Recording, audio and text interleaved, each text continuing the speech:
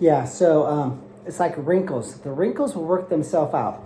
I had a dad, he was a military guy, and he told me right off of the bat, he's like, this is how this conversation will take place. Do you have your notebook? I may send my son to your camp, I may not. I do not leave any stone unturned. That's how I live my life. And I'm like, okay, here we go. And he starts talking to me, and his son was 10, maybe from Texas.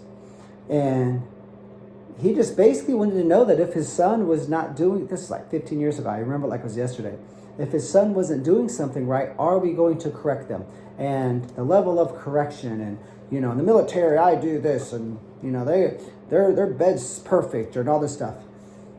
And I'm like, the answer is no. And he was like, what? I'm like, your son is a second-year wrestler. That means he doesn't wrestle year-round, does he? Oh, no, he plays football, he does track, he plays 5 sports. I'm like, okay. So he's wrestled for 1 season, which is 3.5 months, because there's no wrestling over Christmas break. 2 practices a week for an hour and a half. And he just finished his 2nd season. So he's got like 28 practices under his belt, all right? Maybe 40. Half of his practices are probably in the Pee-wee level, playing games and running and stretching. So let's be honest, he probably only has like 15 hours of practice. I will not be nitpicking your 10-year-old. Now, the 3-time undefeated state champion from Arizona, who just signed with Arizona State because he was coming to camp that year. This was years ago. Or maybe he was going to Cal State Bakersfield or something, or Cal Fullerton or Cal Poly. I'm like, I'll nitpick him. I go, think about this. When you're trying to make a sculpture and the artist is knocking chunks of granite off of the big block of granite, within 2 days, you're like, oh my God, the sculpture's almost done. 3 or 4 years later, the guy's still working on it because he's scraping with a little needle, and he's polishing, and he's got a brush. I said, I'm not going to polish your son. I'm not going to scrape him with a needle. I'm not going to hit him with 1,000 grit sandpaper. I'm going to knock chunks off of him. And he's going to look badass by the end of camp. That's all I can do. If you want me to nitpick your kid from the very first hour of practice, he won't be ready. He won't get through the camp. So maybe my camp's not for you. And he was like, sir, that is a tremendous response. I cannot believe I wasted your time.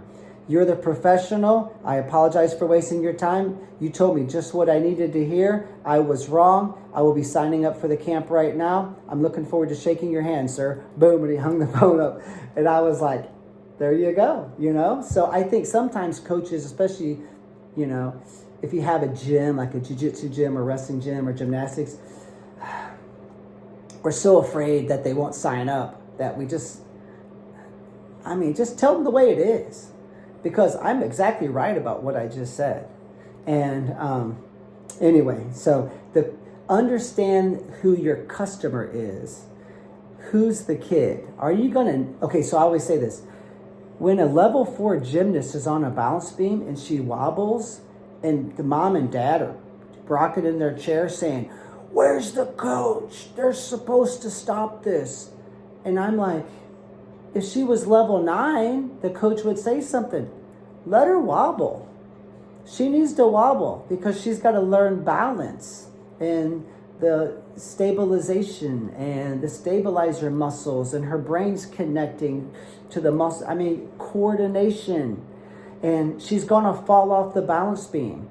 Let her wobble. Let her fall. A good coach will go, nice job, honey. You made it all the way almost to the end before you wobbled and fell. Awesome job. Jump back up there. But see, that parent is going to quit because that parent does not want to see one wobble out of their 9-year-old, or the coach is screwing them and taking their money. And I'm like, so many people just don't have it figured out. It's just hard to sit there and watch sometimes. So when I have that kind of thing happens, I'm like, good, I'm glad you're gone. Not everybody. Hey, we don't want everybody in our room. We don't want every parent, and some people just don't have it figured out. They don't have what it takes. They need to go find somewhere else. And they're probably going to bounce around from 15 different programs. And then when their child quits, they say, they got burned out, I pushed them too hard. That's usually not the case, but yeah, don't overcoach. Understand who the kid is, the customer, what level they're at, and the level of nitpicking and refinement is the result of that. That's how I do it.